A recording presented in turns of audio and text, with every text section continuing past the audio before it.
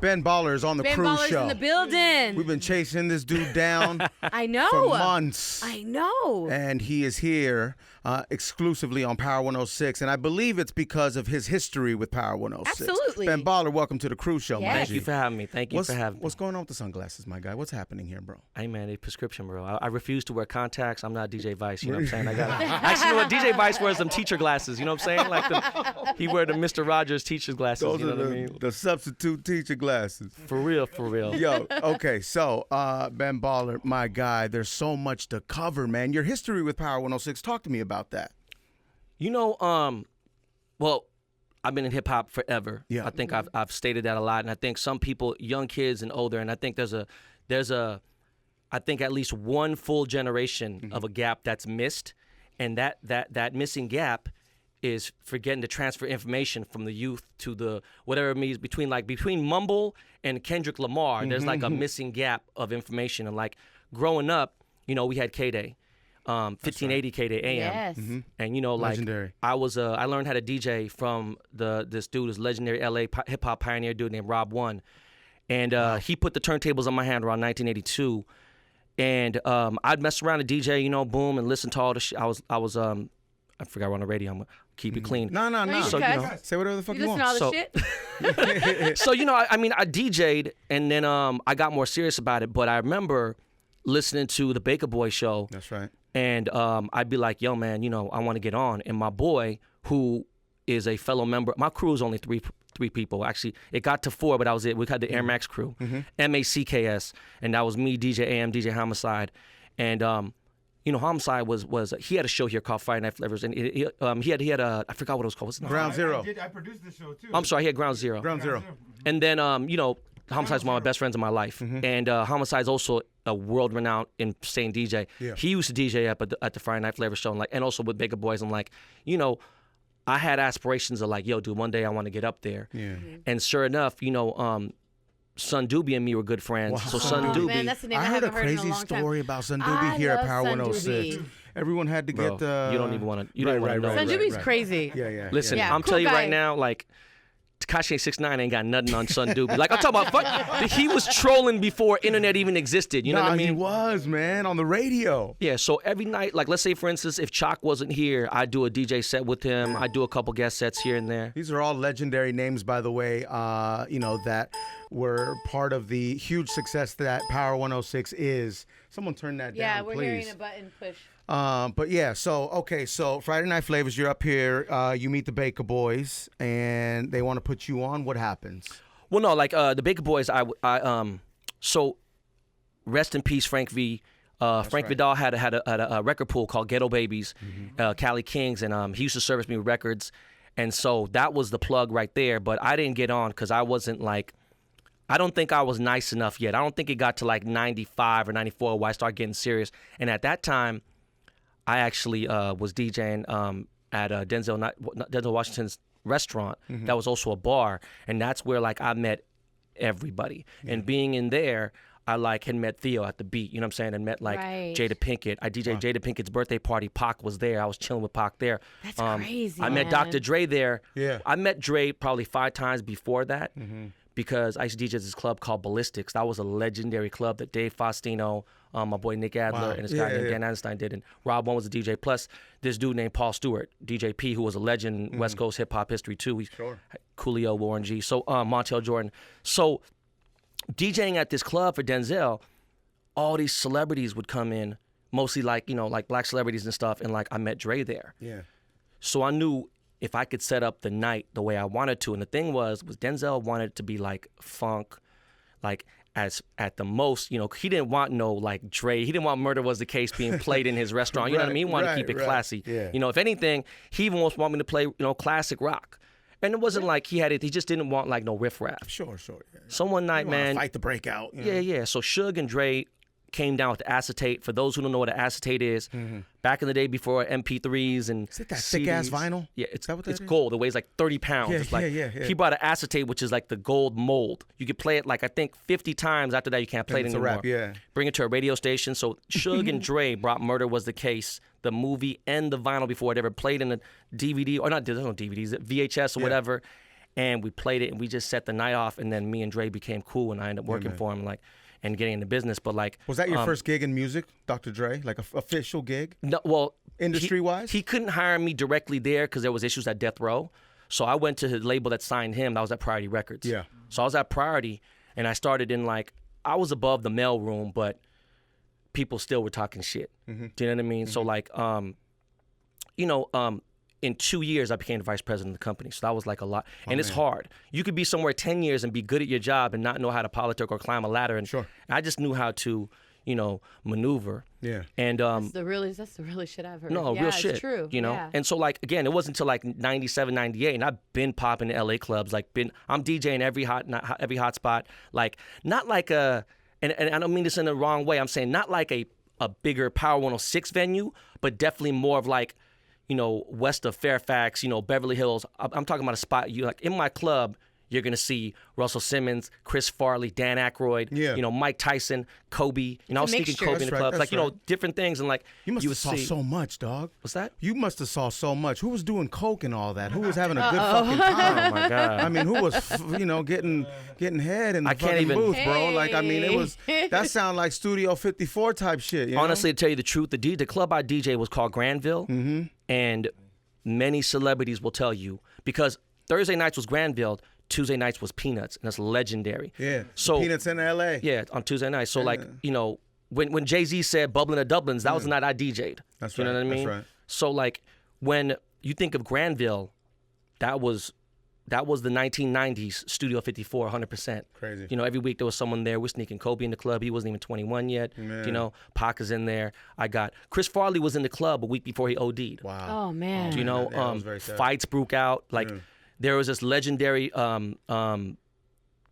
dude named Woody, and he would film all the celebrities. This was before TMZ existed. In fact, he kind of gave that platform to them, and he did these DVDs where like Hollywood celebrities would fight and blah blah and everything. But like Leonardo was there, and like so many people went there, like that I was a can't even. lifestyle. It was Yeah, just no, I insane, right? couldn't even begin to tell you like the level of celebrity that was in there, like all the way upper echelon to D-list to all across the board. It was crazy. Yeah, man. That Cuddy chain is hard, bro. Oh, thank you, man. Yeah, Appreciate dog. it. Good work. I mean, that's Thank what you do. This is what you do. Yeah. So what's this talk about you retiring then? You're not going anywhere.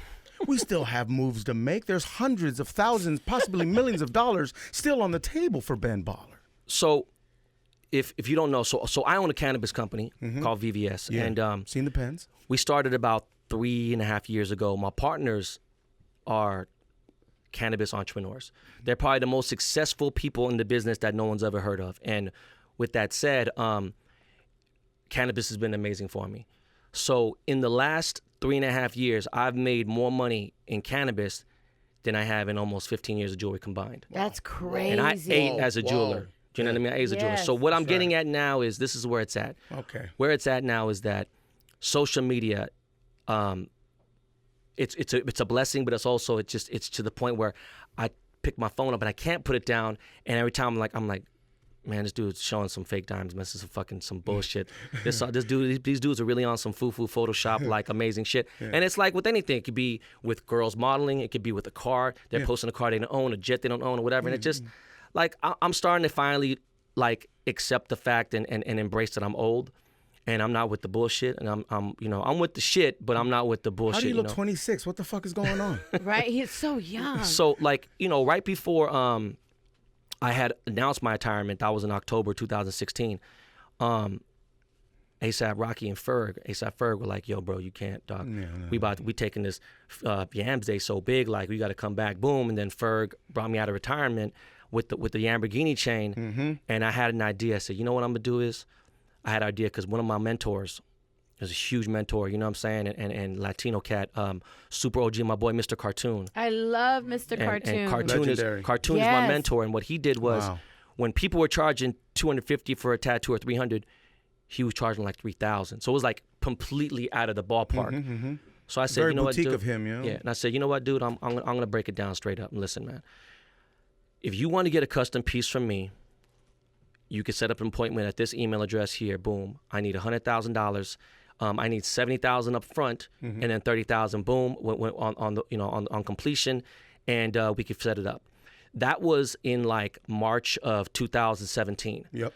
That made me booked until almost 2019. Jesus. So I said, you know what, man, fuck this. So I did a couple pieces, and then what I was trying to do was, I want to retire because I had kids late in life. Most of my friends' kids are in high school. Some of them graduated. I got 2 of my homies who are grandparents right now. They're younger than me, and I know they got a little early. But I'm saying my kids are young, bro. You know, my kid's almost 7. My youngest is 18 months. So it's like I want to be a dad, and I want to spend my time being a father. You know, and being a husband. My wife is 11 years younger than me. So like, you know, I wake up washed up every morning like, God damn, dog. And my wife, she don't give a shit.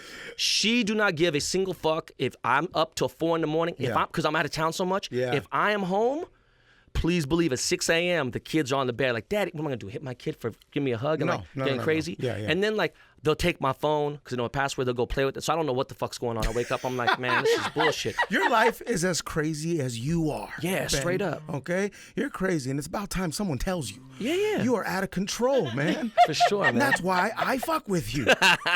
This guy on social media, he brings up social media, he's on Twitter, he says what a lot of people are thinking. And he gets to say that because he is Ben Baller. You're not tied down to a major corporation. You're not tied down to something that you're afraid to lose because this is all you. Right. Straight up, you know, and my wife has a password to my social.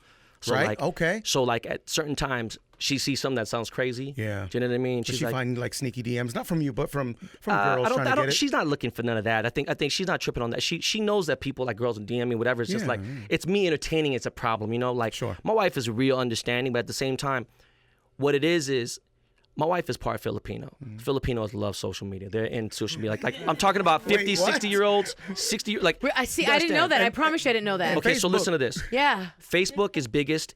Not here, and it's the biggest in India and Philippines. Yeah. The biggest. Oh, so, wow. you know, they're on there. So I don't even use my Facebook page anymore. My Facebook page only has 300 friends, like actual people I'm like who've met my mom and things like that. Right. I have a Facebook fan page, but like I mess with it. But like the Instagram, they're on there too. So like if I'm sitting there, you know, like let's say for instance, like some kids acting up, I'm like, man, sit your bitch ass down. You look like a fucking clown or something. Somehow, some way, they'll see it on their feed or whatever. So like, she deletes my tweets. Like I said some shit about like. Oh, she's your editor. Yeah, she'll delete just things and like, protecting you, no, for sure. And so like, I mean, you know, going back, you know, it's just I try to make one piece a month. Going back to the jewelry thing, and now it's like, all right, so. You got these dudes who are out there, and this is the first time I've ever publicly spoke about this. You got these jewelers who are so going crazy to get millions of likes, millions of followers, and everything else, and they've figured out a way to hire social media, publicists, team. These are all facts. I put this on my kid's life. You know, they're going out there. Some of the stuff's fake. Comments are fake. They're getting engagement. They're buying engagement, meaning they're paying an artist to wear a chain, this, that. Like, I don't need to, I'm not paying nobody to wear none of my chains. You know what I mean? Like, bro. They're paying you, bro. Yeah, you know, like literally just before I got in here, I was almost late. He was, Michael B. Jordan's like, bro, can we get this going? I'm like, dog, I'm about to do an interview and I love you. I'm a fan of yours. I got to hit you back. And I'm not ducking, dude. It's just that's where I'm at in my life, you know? And like going on, like pretty much I have a jewelry business. I got employees. I have other jewelers in my business. For me, if the back of your chain has the Ben Baller logo, you know I touched it physically. That's right. So that means I can't do that all the time because my mental capacity is just overloaded right now. So like when people hit me up, they're like, oh, boom, you know, DJ or this or little this is trying to hit you up for a chain. I'm like, hey, bro, why don't you take care of it? And then like so they might get mad and go somewhere else. And I'm not tripping on that. Like coming to the store, I actually have a jewelry line. I actually have a store in Beverly Hills. My store is not like, you know, I actually have, you know, millions of dollars of beautiful jewelry in the store. You know, you could buy stuff from my jewelry line. Yeah. But when it comes to a custom piece, you know, I never know who's going to text me or my assistant's going to be like, hey, man, this person want to get a hold of you. For instance, Cuddy. Me and Cuddy had met once or twice, whatever, and then I literally get on the phone with him and we just make a legendary piece. Yeah, and you it know, was, and like he hits me up and he's like, hey, bro, Kanye wants your phone number. And I'm like, fuck, man. Is that exciting to you, or are you a little jaded from everything I don't know that's if been jaded going or on? overwhelmed in a sense. I don't think overwhelmed is the No? word. I think overwhelmed with work, but I think jaded is the word, man. Really? It happens. It's Yeah. okay. It Because happens. because I grew up here in LA and I've been starstruck like 3 times, right? With who? You're gonna laugh, man. The first one was probably Vince Vaughn because I love swingers so much. Dog, man, I interviewed him on the phone and I was nervous. Yeah. So like Vince Vaughn and I felt like an idiot because I said some stupid shit, and it was at a Grammy party. Did you quote a movie? Yeah, I quoted Swingers. the movie. Yeah. Yeah. And I said Vegas, baby, Vegas, and he was like, "Okay, you're a cornball," and he walked away. Right? You know, like. Oh man, No, bro, not I Vince quoted Wedding Crashers. I was like, lock it up, and he was Yeah. like, you lock it up, bro. We were doing the scene over the phone. It was amazing. And you want Not to to shit on your story, but no, bro. not at all. You know how I made up for that? Yeah. That was at around maybe 12:45 in the morning. Yeah. We're at Eddie Murphy's house, and it's a Grammy party. Brent Bolthouse is throwing the party, and I felt like a douchebag after that. I felt like, yo, man, I'm such a loser, bro. I can't believe I did that. How do I redeem myself? At 4 in the morning, Dr. Dre walks up to me and he goes, hey, bro, who the fuck is this DJ? I was like, bro, I know the dude. You want me to talk to him? He goes, no, you gonna DJ and we gonna take over this party. So me at 4 in the morning, me and Dr. Dre start DJing. Yeah. As that happens, there's no microphone because no one would have a mic there. You know what I mean? It was like this was 2001, right? Right. 2001, and Eminem comes out from the back of the house. And he grabs the headphone, plugs the headphone into the mic jack. Yep. And now we're just playing music. yeah. And Eminem starts freestyling. Yeah, now you the got whole a mic. entire Oh my party. God, Whole entire party is in front of us. Did anybody record that? There might be something out there, but the best part of the whole shit was I'm DJing with Dre. Eminem is freestyling. He's clowning Fred Durst. His management's hosting this party. Yeah. He's clowning Fred Durst. And this dude from Backstreet Boys is also managed by the firm at the time. This was a big management group. Dude's trying to get to the front of the crowd. And one of my homeboys, one of the security guards from Aftermath was like, get your bitch ass back right here, boom. And he pushed the dude, and dude was so hurt because they were very relevant. They were the biggest boy band in the world, you know what I mean? Absolutely, And he goes, yeah. that's great. I really appreciate you're the biggest boy band. Back the fuck off Eminem and Dr. Dre, homeboy. You know what I mean? Like, before you get hurt. Oh, yeah, they don't play. And so, like, I forgot about the Vince Vaughn thing until I watched Swingers and be like, damn, man, I played myself, you know? That's my fault. It happens, bro. Who else? Who else did you get starstruck with? The only other two people was Prince. I went to his house. Yeah, that's crazy. And he was having a private concert for 10 people.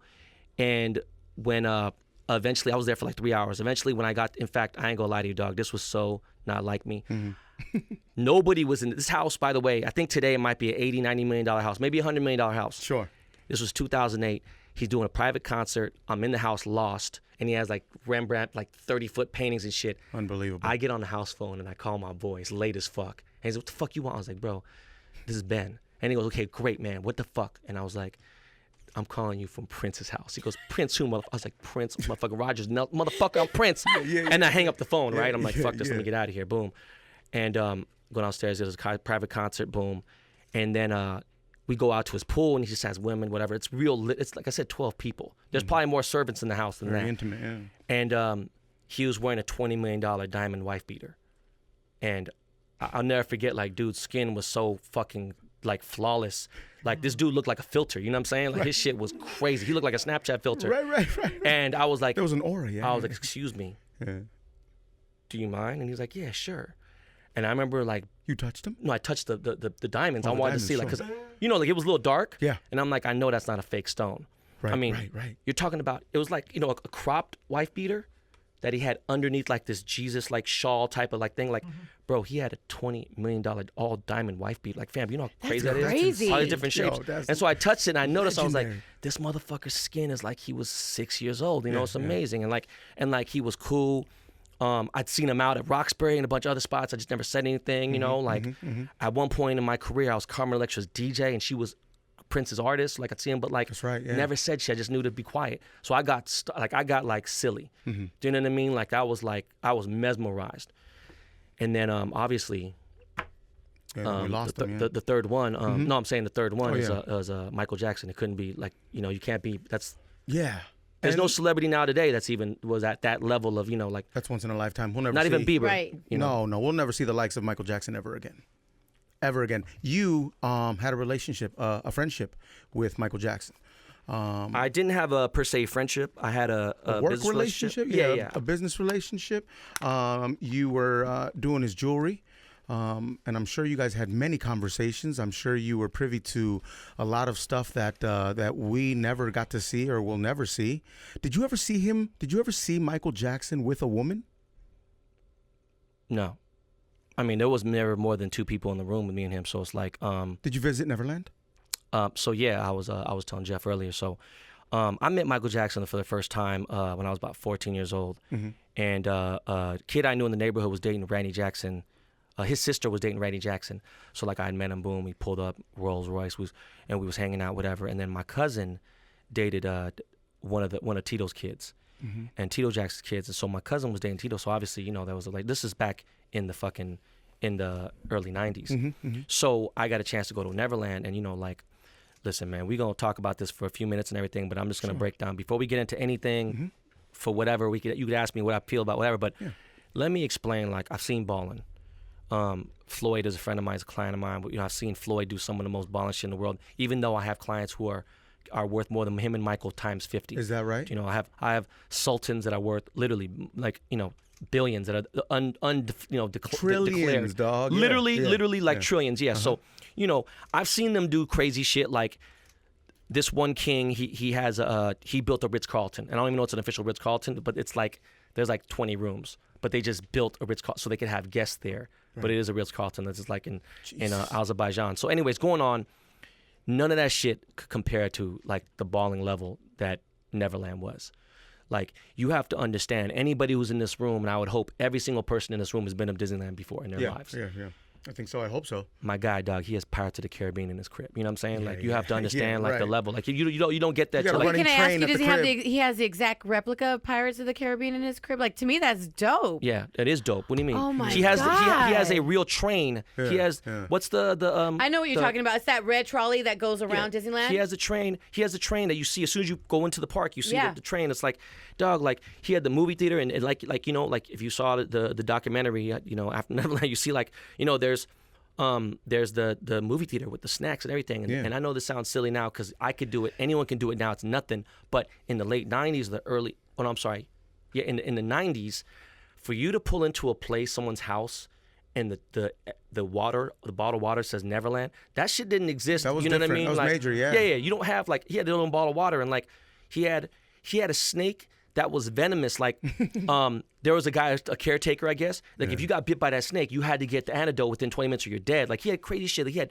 monkeys. It was the most ballin' shit in my entire life, because to walk from one side of his house to another part of the house that's actually a part that you can, like, be like you could actually use. Like, this is usable property. I mean, it might take an hour, dog. You know? I could walk to the 134. Do you know what I'm saying? And back, and it'd be like 20, 30 minutes. You know, I'm talking, this dude's crib was ridiculous, you know? So what kind of conversations were had between you two? And did he cuss when no one was looking? Was he a regular guy? Like, man, it's fucking hot outside. So he had two different voices for sure. That's what I hear. Wait a minute. I never heard that. Well, that's why I asked, because from what I understand, when he would get on the phone with people, it was a different voice. When he was behind closed doors, he was a little looser with his vocabulary. Okay. So there was a few different sides of Michael Jackson. A different voice, especially when he was doing interviews as well, right? Absolutely. I would think. Yeah. So we're going to continue on this shit. So I'm going to be real, okay? I don't care about let me reword this, sorry.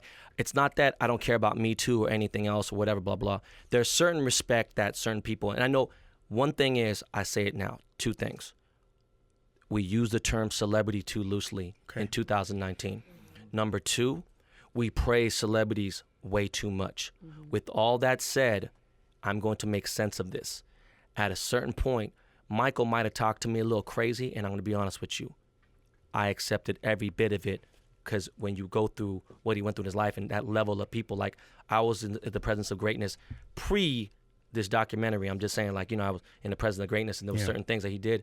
But, like, you know, this dude was, you know, I mean, like, again, you'll never see it ever again. I've talked, me and Bieber are close friends. It's like, I've seen crazy shit, and it's not like this. Did you ever meet Wade Robinson or anybody? Or Robson? So I met Wade Robinson in '94 when he was in a rap group called Quo. My boy was managing him at the time. But let me get back. So, like, Michael, going and meeting him, like, the first time I met him was at a cafe in Brentwood off of San Vicente and not San Vicente, shit, I forgot. It was a Barrington and Sunset. There was like a little cafe, and I have no idea. I couldn't believe this was the place. And I was like, I've been in this area, like. Yeah. And so I remember this Vietnamese dude was behind the place, and they had like croissants and shit. I was like, do you know who that guy I'm meeting with? He goes, yeah, it's Michael Jackson's manager. I'm like, have you met Michael Jackson before? He goes, yeah, he comes here. And I was like, God damn, you're really cool about this. Okay, boom. So I get my food. I go sit down. Boom, I see Michael. We talked for like 5 minutes, and he's just like not really trying to talk, blah, blah, whatever. Oh, really? No idea what the fuck he's going through. And I'm just excited. So we started to make this piece. The first piece is a 40 karat diamond belt buckle. And it had his MJ crest and a unicorn and shit and everything, whatever. And I'm like, all right, cool. So I talked to my partner. I'm like, listen, dog, we got to do this. And everything we've done prior to that point, I won't lie to you, we do really nice shit. Like, I've worked with a lot of people, but this was literally, even to this day. The upper echelon. Yeah, I mean, right? no, not even upper echelon. It was like the flawless elite of, like, this was royalty level, you know? And I was like, all right, so we were kind of stumbled, you know, like, damn, you know, we got to make this. I mean, we already make dope jewelry, but we make dope jewelry for rappers, NBA players, and people. Like, this is a different level. And the way he was talking to me was like, you know, I'm looking for this 47 karat blue diamond. And like, let me just like put it in perspective. Yeah. Today, like a 3 karat blue diamond could be like $15, $20 million. So he's looking at a 40. You know, this is 2008. Like, you've lost your motherfucking mind, bro. Who the fuck you think I am, dog? I'm not even. I just knew his manager, so like we kind of plugged through that way. And he's like, he loves jewelry. So like he was asking me for some ridiculous like shit that I can't even like you know, like. Does he want stuff that doesn't exist? Basically, it exists. It's just like Indiana Jones had to go get it. You feel me? Yeah. Like, good luck getting it. Yeah. So like, you know, we're making jewelry, boom, whatever, and then he gets the first piece I finished, and he goes this, and he was just pissed, and he wasn't fucking with it, and then whatever, blah blah, and he was in a mood, and then the second voice came out. I don't know if he's talking to his choreographer, he's talking to somebody. He was like, yeah, excuse me, and my ears were real good at that point because he walked a little bit, probably about 15 feet away from me, and he was like, who the fuck told you to? No, motherfucker, listen, who the fuck told you that was okay? I don't give a fuck. What? Man, don't. Okay. So he was checking, and then came back, and I was like, that was probably Michael's brother. So I wasn't Michael talking like that, man. There's no way. And then he walked in. Mind you, 60% of the time, 70% of the time we had conversations. It was about maybe push you back like 6 inches each, right? Michael would talk to the manager to talk to me.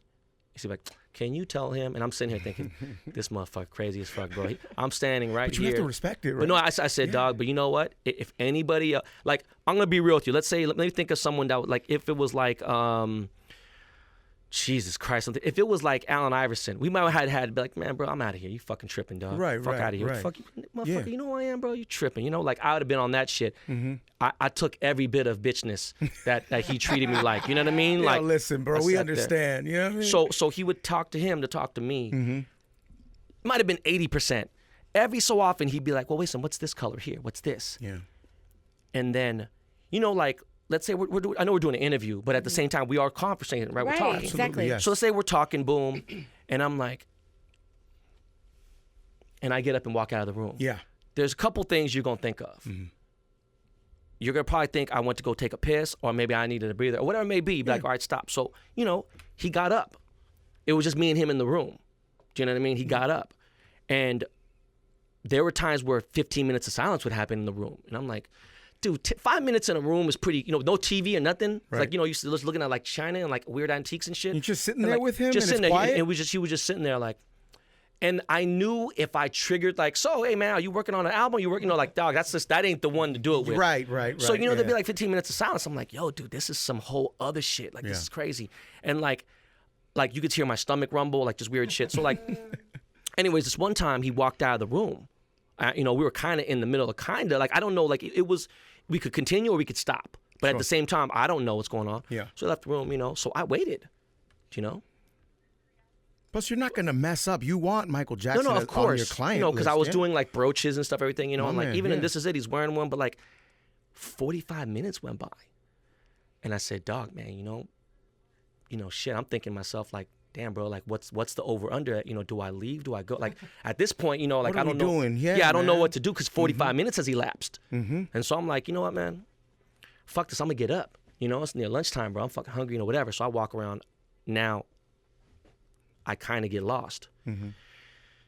I bump into the chef, and the chef's like, hey, man, who are you? Now, mind you, people don't know I'm a fucking multimillionaire. I have tattoos and a bald head, you know what I mean? And you know, like I think I look like a nice guy, but you know, to some people, they probably think you look like a gangster, whatever it may be. He's like, hey, how can I help you? And I was like, oh, I'm MJ's jeweler.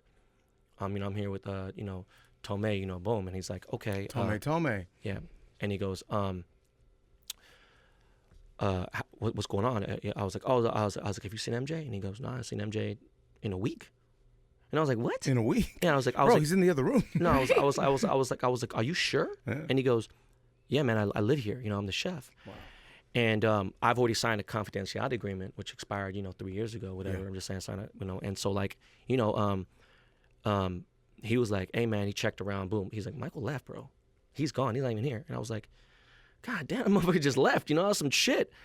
And, as I got built like a little relationship, I was like, fuck it, like, this ain't Mike, it's him. Like, we're under, confidentiality. Like, hey, man, let me ask you a question, bro. Like, what's the craziest thing you ever cooked for him? You ever made like fucking alligator souffle? You know what I'm saying? You made a motherfucking, right. Ostrich burger or like anything. And he was like,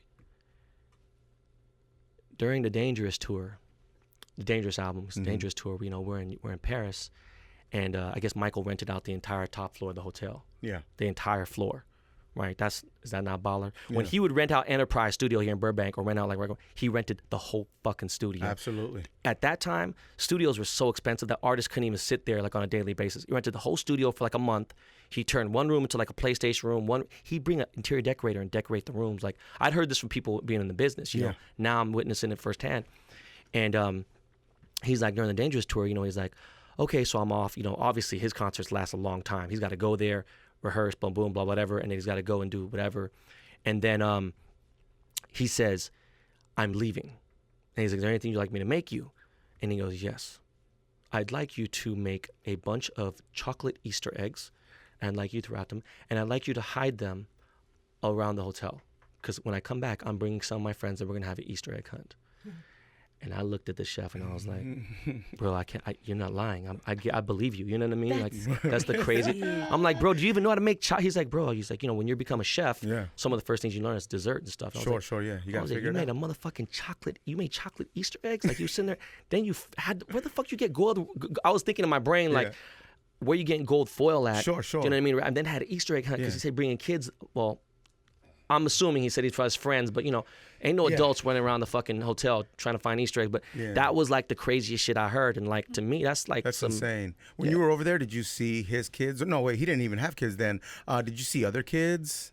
Nah. Playing around or anything like that? Nah, because this was at Neverland too, though. Do you know what I mean? And I think at that point, Neverland was in probate or something happened was going on. Yeah. So you watch Leaving Neverland, and were you just sick to your stomach? Is it true? Is any of it true? Do you believe any of it? You know Wade. I don't know Wade. I just I met him, and so this is the crazy part. Like, there's family members of Michael's family that I'm close to. Yeah. And that shit don't mean nothing. You know what I mean? If you wrong, you wrong. But that's where right. I'm at with it is this. I've met women who've been battered in my life. I've met women who've been hit by their husbands. I met a few women who've been raped. And like, I'm a pretty good judge of character. I feel like I'm Italian in certain ways. I can tell if you're lying, And when I talk to some of these victims who I know they've been raped and some people have been like, whatever it may be, you see it. And when they talk, it's like, okay, why would they lie? There's a lot of reasons why they'd lie. But unless they both had, corroborated with each other to have their stories match, it was so similar and so crazy. And to get everyone to, like, Wade, it's a little crazy because at the same time, I think he was in love and obsessed with them, which is fine, whatever. The other dude I forgot from Simi Valley, I believe every word he said. But the only problem is, like, fuck, man, bro. There's no, like, I mean, there's it's a he said, she said thing, So it's like, Who part do of you believe, me, man? I know part of it's me, tough. like, You want to like, believe them, no, because it's awful. So then you get to the point, like, people are like, yo, man, how you gonna talk about a dude who's dead? And it's like, and I get that too. Someone like, yo, and listen, I also believe the part where they testified to help Mike. Mm-hmm. It's just now you're going after him after you've already testified. So now you are perjuring yourself in the court, whatever. So it's like weird. So it's like a different situation. But what it got down to is, I was a pretty big Michael Jackson fan for sure, right? Yeah. I wasn't like psycho, but I had the Thriller jacket, I mean, I was a fan, learned how to moonwalk, boom. But what I'm getting at now is,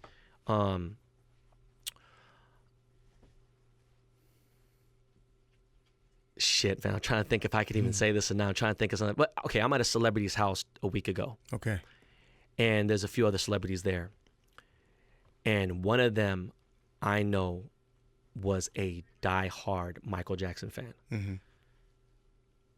The celebrity throws on Billie Jean. And I said, oh, shit. He's like, I don't give a fuck. He's like, bro, I'm listening to the music. You know what I mean? I'm tired of people. Like, you know, he's like, listen, I'm a musician myself. Yeah. You know, like. Did he know Michael? I don't know. But he said, listen, man, you know, like, I wish people didn't worry so much about personal lives and certain things. And I understand what he was saying. Like, for instance, like, let's say someone cheats on their wife, blah, blah, blah, whatever. Okay, fine. He might be a dirtbag. Yeah.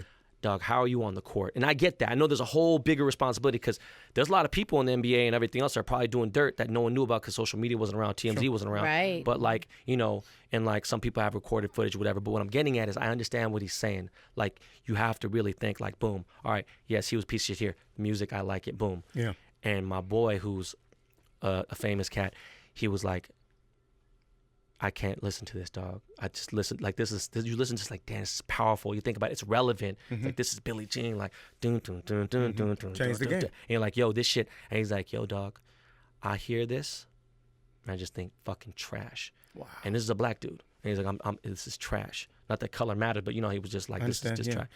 And I was like, you know, I'm on that 50-50 torn. I'm like, man, this is fucked up. This is this. Especially when they got into the graphic part, when he's talking about, I'm going to put my finger in your anus. Right. And then the other part of her and this. Yep. That's when I was kind of like, hey, babe, you want to continue watching this or not? She goes, nah, I'm good. And then I like I finished it, but I like did it different times. It was a lot to hear the penis going in the mouth. You know, these kids, you know, I have kids, bro, you know, so like, especially because they met at 7. And I watched it and they were very detailed in when they were describing like the incident. There was no hesitation. No. That's it the was, scary part. you know, if you memorize something 1,000 times, you could just. They did have some weird body language though that I don't necessarily. Again, I'm torn, but I feel I feel both sides. Yeah. And it's like, I listen, man, I'm from the old school, and if my son told me something, I'd be like, you know, I have to kind of assess it. Mm-hmm. And I don't want people to bash me or anything because I said I'm 50-50, I'm torn, right? But I need to see a motherfucking picture of a somewhat naked kid in the room. The thing that made it the part that gave me, like, at first I was like, I'm 70, Mike, 30, the boys. As soon as I saw the bedroom door have 19 motherfucking deadbolts, I was like, bro, come on, let's be, like, bro, you ain't got kilos of cocaine, you know what I'm saying? And El Chapo's after you, you know, like, why the fuck you got 19 deadbolts on your bedroom door? You know, and the stories they're talking about, hey, we have to do a practice drill. If someone comes to the door, we have this much time to get ready, and boom. And I was like, okay, yeah, you know. I also blame the parents, period, regardless of whoever was wrong, you know. But you ask, you know, and like, that's you know, that's as much as I'll say, you know. I mean, I don't think there's anything else I need to say. Have you accepted LeBron? No. You have not accepted LeBron. Dude, it took me a while. No. But I had to. But I called it. I said, listen, the Lakers, the squad, will be upset with LeBron at the end of the season. And that's what's happening. Or LeBron is upset with them. How do I say this, man? Listen, I remember when the rumor was out, right? Right. And LeBron come to Los Angeles. Ben Baller took to his Twitter and said, that's the stupidest fucking rumor ever. Stop fucking believing and talking about this shit. You want to hear something funny? Mm-hmm. I know people, like, okay, for instance, like, I don't want to use exact names, but everyone can figure out whatever. Okay. I know who his agent is, you know, I know all these people, and I know we have mutual friends, you know, and so you had some inside. And they were all leaning towards him coming here. I just was not, I was manifesting it to be the opposite thing. Even though I was coming here, I was not trying to have it here, you know what I mean? Yeah, and man. Right. And so you're still not a fan, though? No. Definitely not. 100%. Bro, listen, Kobe said it was fine. I don't give a fuck what Kobe said. Do you know what I mean? Because I've been around before Kobe was. I'm just being honest with you. And I respect the fuck out of Kobe. Yeah. Do you know Are what you I mean? and Luke Walton okay? I know there was an issue there. By the way, he listens, dog. He listens, dog. Me and him got to catch hands, bro. I don't care if he's 6'8". We got. Are you serious? Oh my God. I need to fuck him. Why? What? He just. What's the reason? He's. Dog, he did a better job coaching. You know what I'm saying? I know the Warriors are better. I'm just saying, dog, this certain shit that he would do, having people on the bench at certain times. And like, I'm sure Jeff would know. Like, there's points where I'm like, yo, dog, I'm going to strangle this mother. And sometimes you get confused because, like, let's say, for instance, like Luke, you know, you're relatively a young coach. Yeah. You got someone as big of the stature and as big as a personality and big as a star as LeBron. Yeah. And he might have to say a lot of input, you know, I'm here, you know, whatever. And like, it's like tough, you know, you got to go against certain things. And like, you got to be a motherfucking gangster. You got to be Pat Riley and be like, listen, you got to be Jerry Tarkane. Someone be like, listen, motherfucker, you going out there, you doing this. Bitch, listen, then don't play then. And we going to lose 15 fucking games then. Fuck you. You know what I'm saying? I don't give a fuck if you worth fucking, you know, $300 million fucking dollars, dog. I'm the coach. Are you the coach? You're not the coach, right? You're not a player coach, right? All right, shut the fuck up, get on the bench. We're going to do this. We're going to run this fucking play. Okay. And, you know, boom. And then if it goes wrong, let it be there. But if you half-ass coaching, you know, whatever it may be, or doing things that just don't, like, you know, just radical and irrational, you know, bro, I don't really know, you know, but. You're not coaching your kids' teams, are you? Because that's very aggressive. No, not at all. That's very scary. You know, I got an email from, shit, I can't even talk. I got an email. I can't say where it came from. Okay. And it said, any more LeBron slander publicly, and I wouldn't be allowed somewhere. Obviously, somewhere I want to go to. No, sure. Listen, you love the Staples Center. We all love the Staples Center. But I'm an influential person, I guess. Maybe, you know, I'm a true Angelino. Yes, even though exactly. But you have the freedom of speech, and you have the right to say but at the whatever same you want to time, say. that's your account. Yes. You know, it is, but at the same time, I get it because relationships and all that. You know, it's because it gets to the point where it's like, Michael Rappaport, I'll just live through vicariously through his rants for the hater of LeBron. But the thing is, Michael at least gives LeBron some props. Like, yo, he's great. Like, I won't give him that. You know what I mean? But right. Getting on the Drake concert. Drake has his show here in L.A. Okay. Yes. I decide what show I want to go to. I hit him up. I say, let's give away a chain.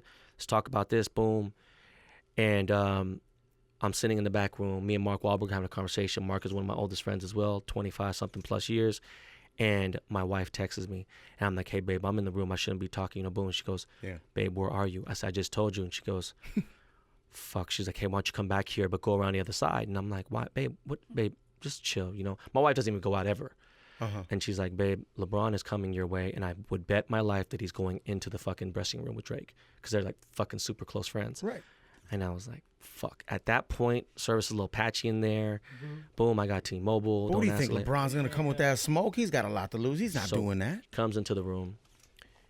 And at this time, it's funny. I text Gabrielle Union and Dwyane Wade. Me and Gabby are tight.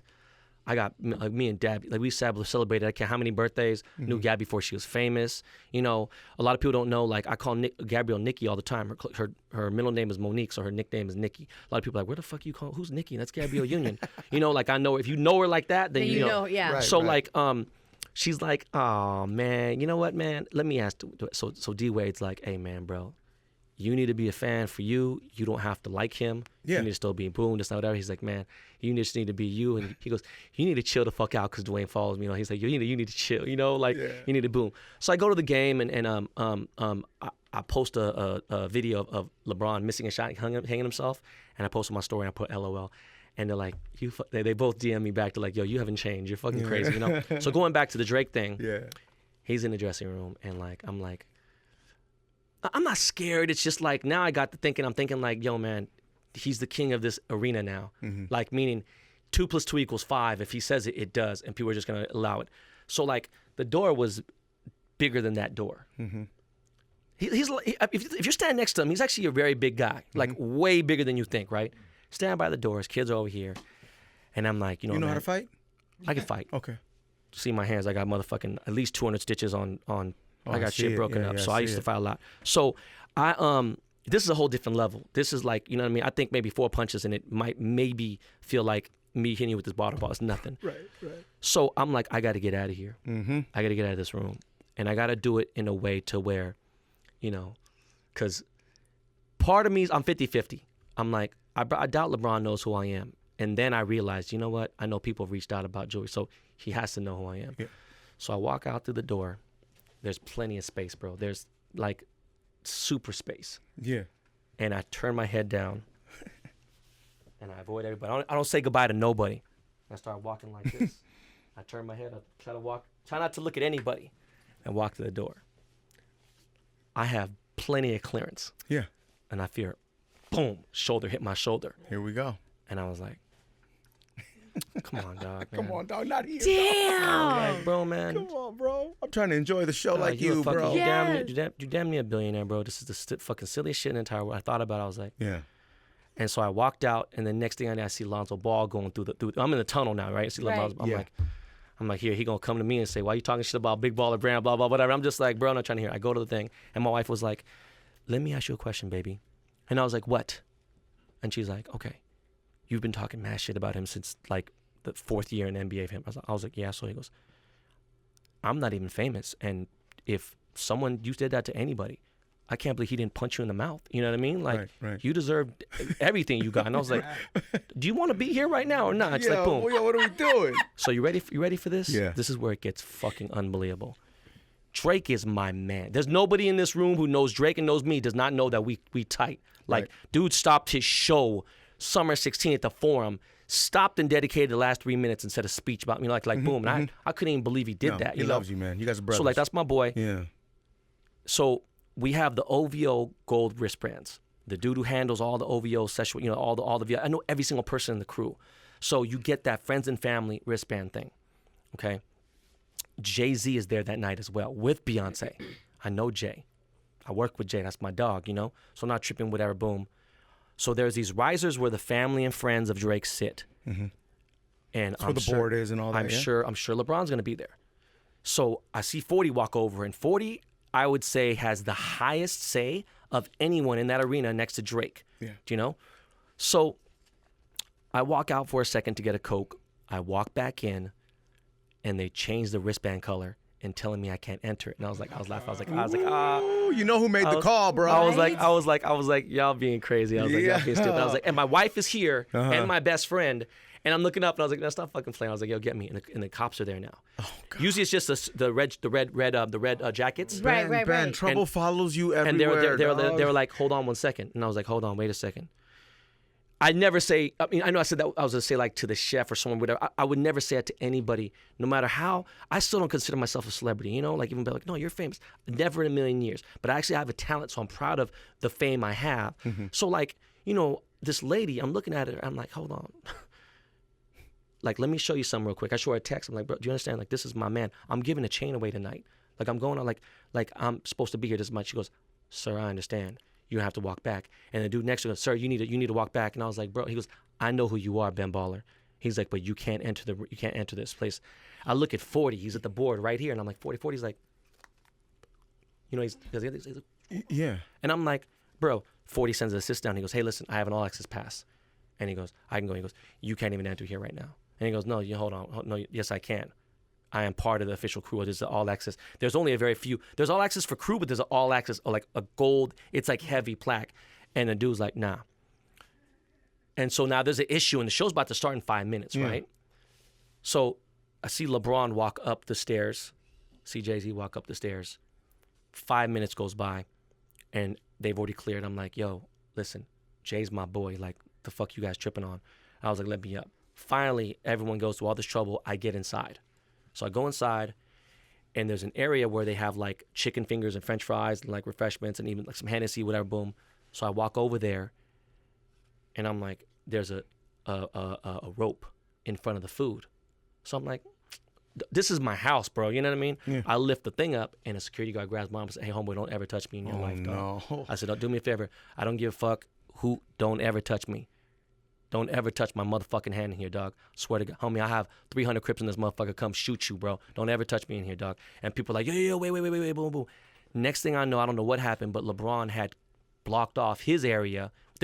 You can't block. There's a VIP area, and it's small. So he blocked off another area somehow and changed the wristband colors. And I was like, yo, dog, this is crazy. Damn, that's crazy. The beef is real. Switched it up right there in real time. Yes. Yeah. So just to block you. Fuck that. When I say real time, I didn't even know that other wristbands existed. Like they had the gold one, there's a black one. So ready for this? I see Travis, me and Travis are talking, boom, he hasn't gone on stage yet, whatever, blah, blah. And next thing I know, I said, listen, man, this dude, man, he's on some other shit. That was the night that LeBron jumped on stage to do Sicko Mode with them. and I videotaped it. And I ain't gonna lie to you, bro. I was sick to my stomach. I've never heard I've seen Bieber there, and the crowds erupted to the point where like louder than any like big concert, like any huge artist, John Mayer, anybody, it's been loud. When LeBron actually entered the stage to do the verse, the place went like psychopath erupted, 100 million levels past the Richter scale. Because LeBron, and I was like, "Yo, dude, we gotta go, babe. I can't witness this anymore." The LA fans, remember, he hasn't played a game yet, so he was very new to the city. But they announced it that he's here. He's a Laker. They went crazy. They went crazy dancing. He's doing all the current dance moves, and I'm like, "Yo, I'm just not gonna win this battle." You know, like it's just a rap, and I'm just gonna have to. It's bigger than you now, bro. That's what you know what I'm saying? That's crazy. So do you think, because, Ben Baller's been to many games courtside, right? He's gotten into many arguments, fights with other players during the game. Yeah. Ben Baller is These dudes crazy. walk up to Ben Baller, and it's go time, it's smoke time, and they're in uniform. Yeah. Oh, my God. So what do you do? Wait, what are you doing to make these people upset? Are you just talking shit as a fan? Honestly, they hear you? I'm saying shit that I say on my TV, and it's like, I guess it's different because, like, it's about as close as where like this is. I'm right next to the Lakers bench. I'm right on the floor, so it's like, if there's a foul, I'll be like, oh man, you suck. And I hear it, right? They hear it. Kendrick Perkins when he played for OKC, I'm sitting there and I was like, bro, I'm gonna lie to you, dog. You the top 5 worst I've ever seen in my life. And he was my God. And he was like, Kendrick Perkins said, what, motherfucker? Yeah. He's a center. He's like, man, shut the fuck up. Every time he came by, I'm like, you weak. And I was just like talking to him. I was like, you suck. Bro. He took out. He was just starting to get frustrated. You're nuts. Dude, he got 2 points and it's like 3 minutes left in the game. And he's shooting a free throw. And like, not even the whole team was like, it was like 2 guys on each end of the free throw thing. He's shooting a free throw. He misses. I'm like, Kendrick Perkins, you're at the top of your game, dog. And he's like, meet me here after the fucking motherfucker. I win the game and meet me here, motherfucker. We gonna fucking see. And I was like, man, shut your bitch ass. You ain't gonna see shit, God, you dog. bitch. Yo. And it was just like, Ben Baller coming with the smoke. They're and it at was just work. hilarious. Yeah, I know. And it was fucked up. You know what I mean? Like every What so would you often, do if somebody walked into your shop and they were like, yo, your shit is weak? You know what I'm saying? weak, whatever. It had to be something else. Like this is something like that got to me. I'll pull my pistol out. I'll probably shoot on the floor or something to scare him. Oh my gosh. Oh my God. I do some shit. I got a good aim, so I make sure I wouldn't hit him close. Are you surprised that the Big Baller brand is falling apart? No, not at all. It's unfortunate too. I don't ever want to see anybody struggle. Sure. If you know anything about me, I respect anyone trying to do their thing. Mm-hmm. I really think that they just went about, like the dad just went too far. Like there's Michael Rapport and then there's LeVar, and LeVar's like the whole different level. Right. Like he went way too far, dude. He went way too far. Yeah, you man. know? And I think he put his kids, you know what I'm saying, in awkward situations that's at all times, yeah. right? Yo, have you ever been responsible for getting someone's chain back?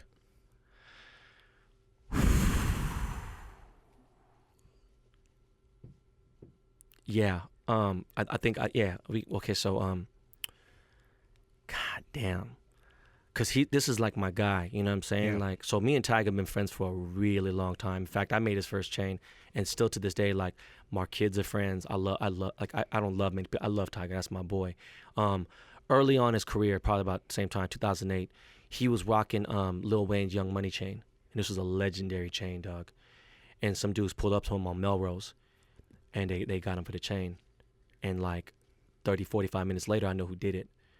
And so I negotiated a couple things, and then I ended up working it out. And what they want to do was, hey, can you just get Wayne on a verse on one of my artists' out? And I was like, yo, dude, let me try to figure this out. And I middlemaned it, and I got Wayne. I got Wayne his chain back that Tyga was wearing For a verse? Yeah. Oh, that's a negotiation? Yeah. I mean, bro. Was there money involved as well? No money. Just but at the verse. same time, listen, dog, I made it happen. Yeah. And this was when Wayne was Wayne. That's you know what I mean? hostage situation. Yeah, You know what I'm saying? Yeah, it's crazy. For a chain. Right. But I mean, there's been times where like What song was the verse on? I don't know, man. I can't remember the rapper's name. Yeah, you could. He was he was signed to Black Wall Street, and god damn, young little cute little pretty boy kid. He was not a pretty boy. He was a pretty boy kid with tattoos. I forgot what the hell his name was, but he was. It wasn't Juice from Arizona, was it? No, it wasn't Juice, and it was like, trust me, it'll come to me. It just wasn't.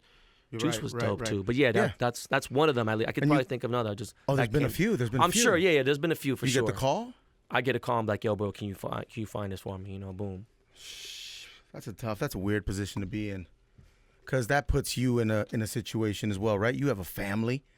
Can't be in the middle of... I negotiated, like, again, too, at that time, I didn't have kids, you know what I mean? Oh, like, now, everything... You're wilding then. Yeah, I look a lot... I look at everything a lot different with my kids. Absolutely, you know? yeah. Jussie Smollett, is he lying? Who's lying here? The mayor of Chicago says Jussie's lying. Jussie says, I told you guys I was innocent. Did you see what I just posted today? I did not. No, what'd you post? I posted $1 million chain I made, and it's for Terrence Howard. You know, me and Terrence are good friends, and like... You know, he's the star of the show. Yes. So it's I know when things are sticky and difficult, and so I don't really ask, you know, too many questions, right? But like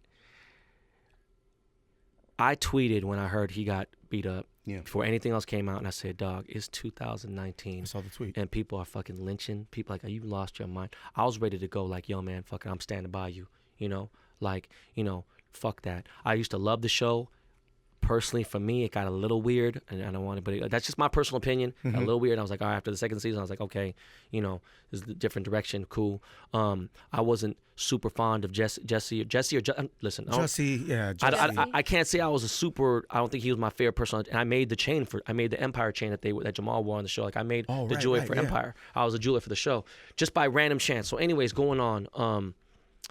I obviously just after all that happened, and then just like you see the dudes and his cameras buying. Like, dog, what more do you need? Why would these dudes buy cameras before you got robbed for ski masks and shit? Like, doesn't make sense. So I don't believe them. But the part that fucked me up was this, man. It's like there's the reverse racial discrimination, right? And certain things, you reverse it, right? Boom. And it's like, listen, man.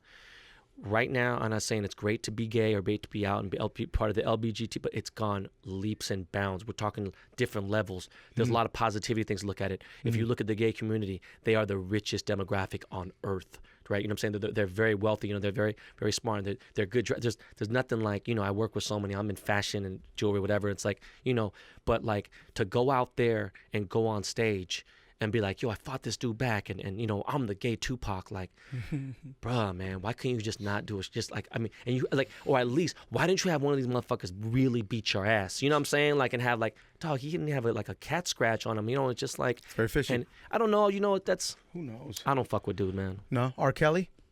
What are we doing? Are we listening to Bump and Grind? 12 play. Fuck, man. Seems like you're ready. Seems like you're ready. Dog, that was my shit. The first album of R. Kelly would probably go the greatest R&B songs ever. Yeah. Even some of Aaliyah's first songs that were produced by him. Yeah. And then, like, there's other parts I could go out with, whatever, boom. But Ignition remix, like, dog, there's nothing like me driving, top down, Rolls Royce, Ferrari, Lamborghini, whatever I'm in at that day, PCH. Right. And Ignition's on, and it's like, you hear that, it's just like, it brings back such a time, too, that it brings back that 2003, like, yo, bro. It's a part of your life. It is. Yeah, so for me to, like, soundtrack, you know, to your life. I just, you know what, man, I might maybe bumping in the house with nobody but people that kind of like, you know, but fuck, man, you know, so that's a different story because it's a different story because it wasn't alleged, you know, Mike, I mean, Kelly, you know, Robert was on, you know, he was on videotape. Do you know, there's...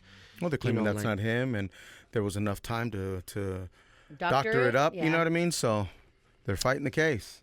What happens if he gets off? Pause.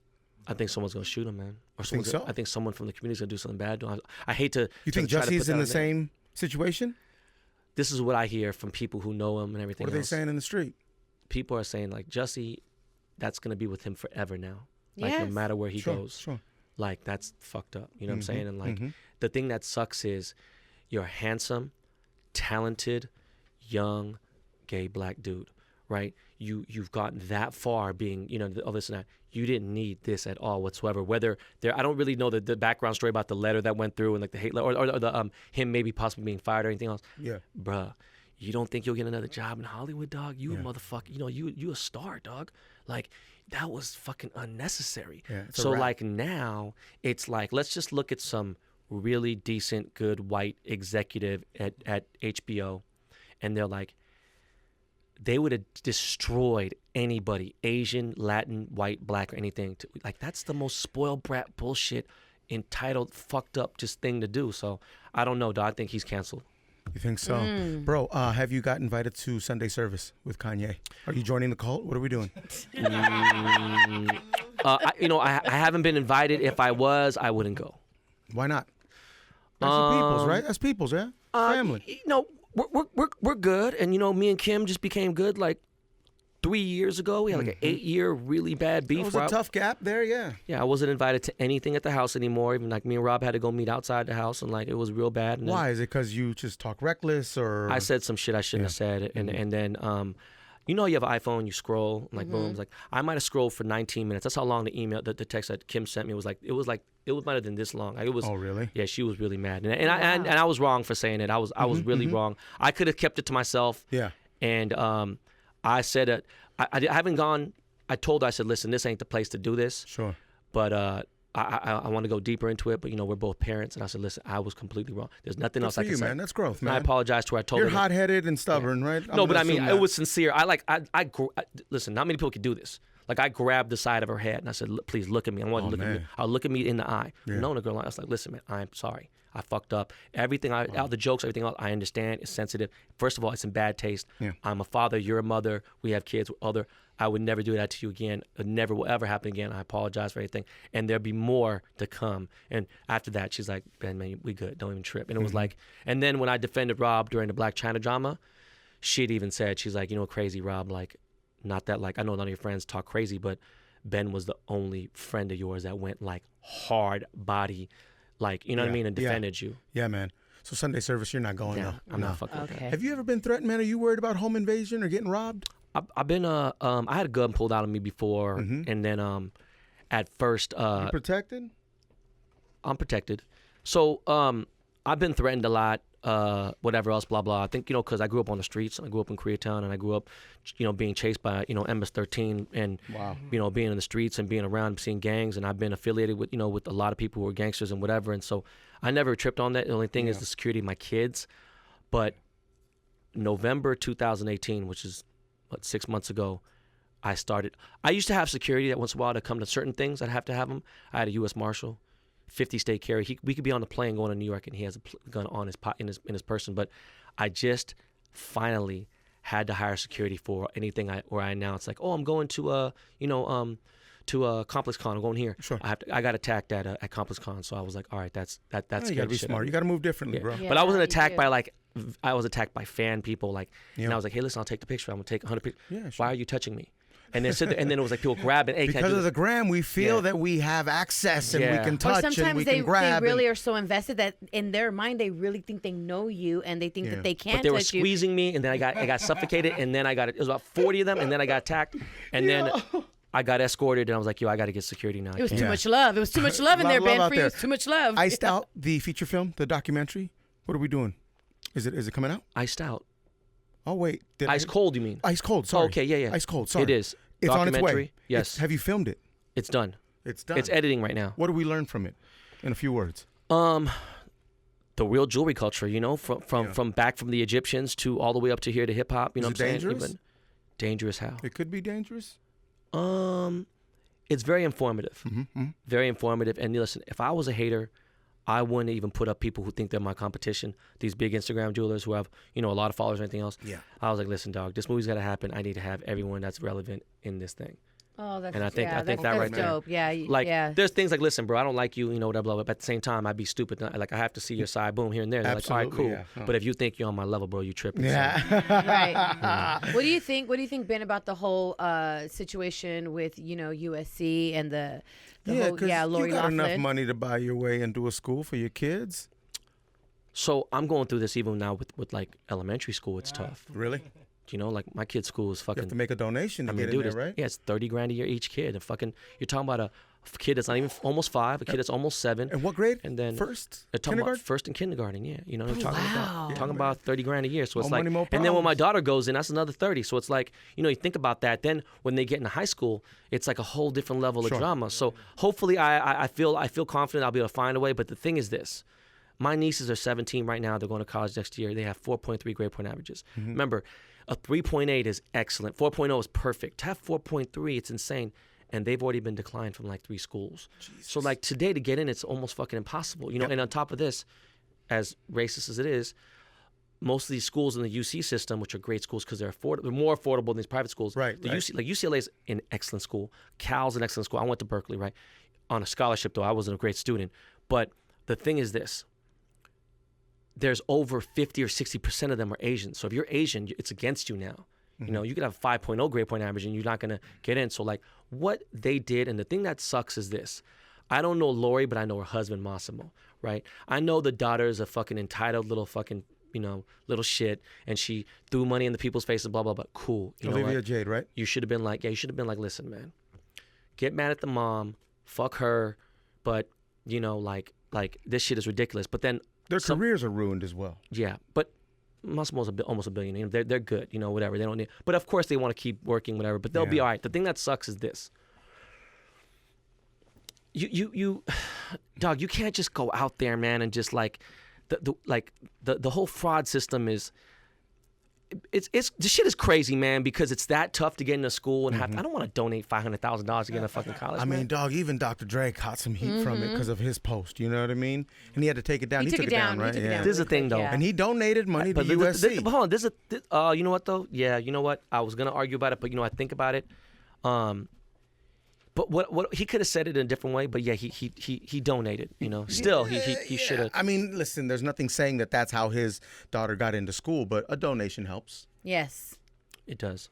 Yo, how do you feel about Asians throwing around the N-word?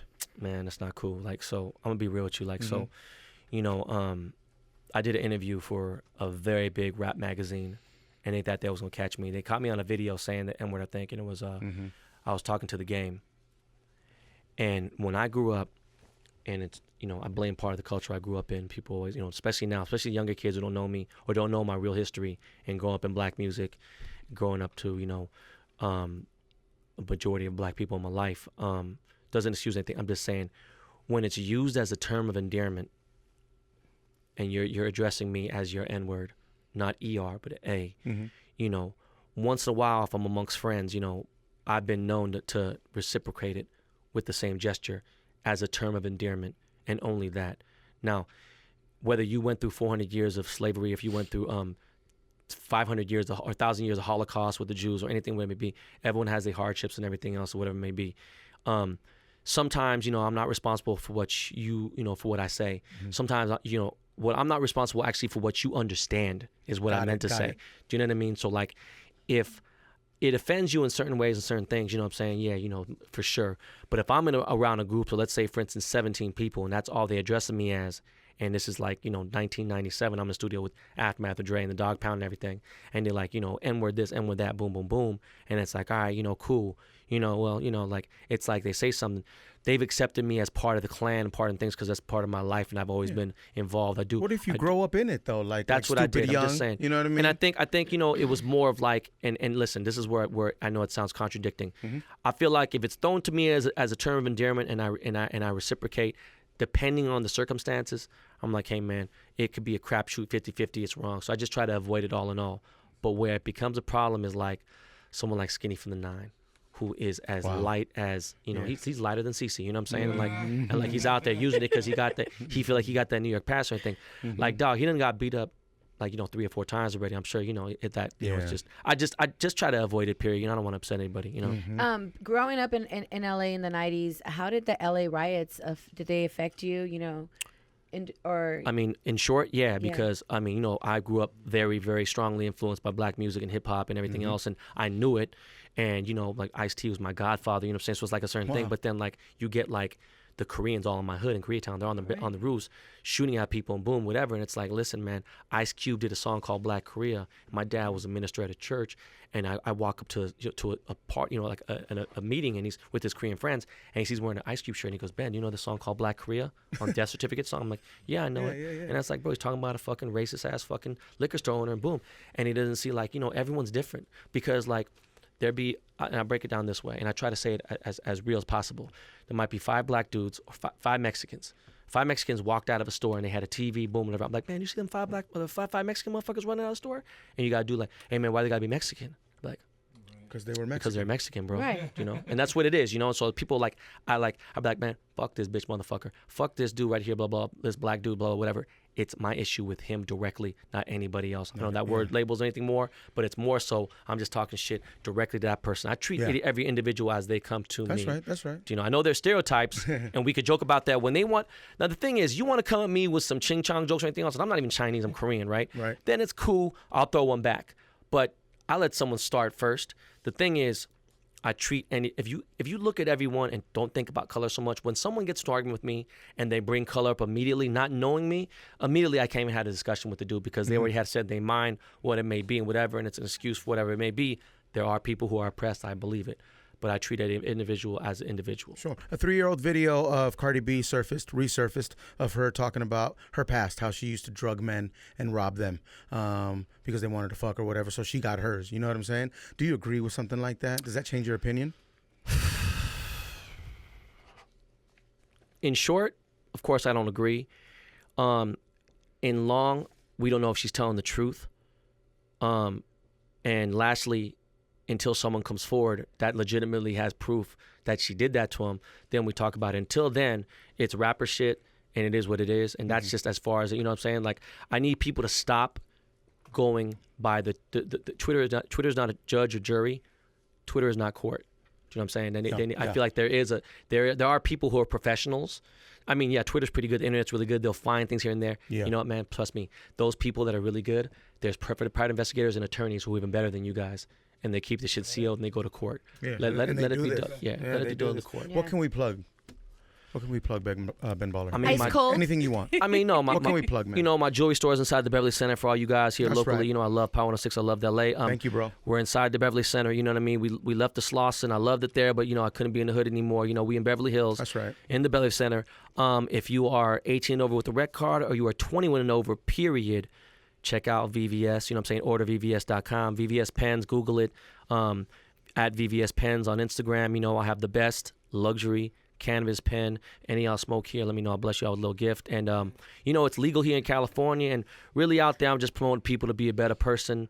And let me plug you being a better person today than you were yesterday. My man. Better person next week than you were this week. That's and that's right. about it. That's right. We did some digging and we found some of your favorite things. So here you go, my G. This is First the of all, I'm like, what? He loves spam? Fucking love spam. Spam is legendary, dog. You know, I haven't had red meat in 3 years, right? Because I had a stomach surgery and whatever it may be. And Are it was you IBS gang or no? What's that? Are you IBS gang? I was even worse than that. Oh, Jesus. So me and Mike Rappaport had something called colitis, ulcerative colitis. My mom had diverticulitis. And so I was able to cure it and controlled 90% of it. And the thing was, red meat was a big issue. Now, I went vegetarian and was on, you know, some other shit. What's my girl's name? What's her name? Who? The vegan. What's it?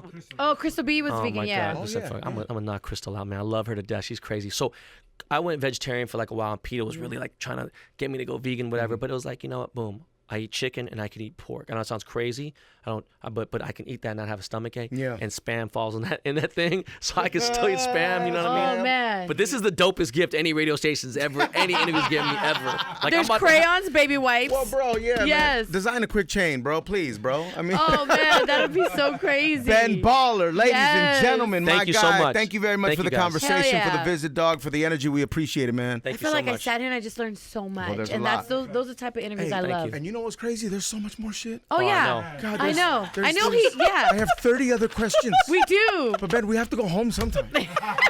Ben Baller, Cruz Show, Power 106, number one for hip hop. Let's get it. Ben, awesome. Yeah.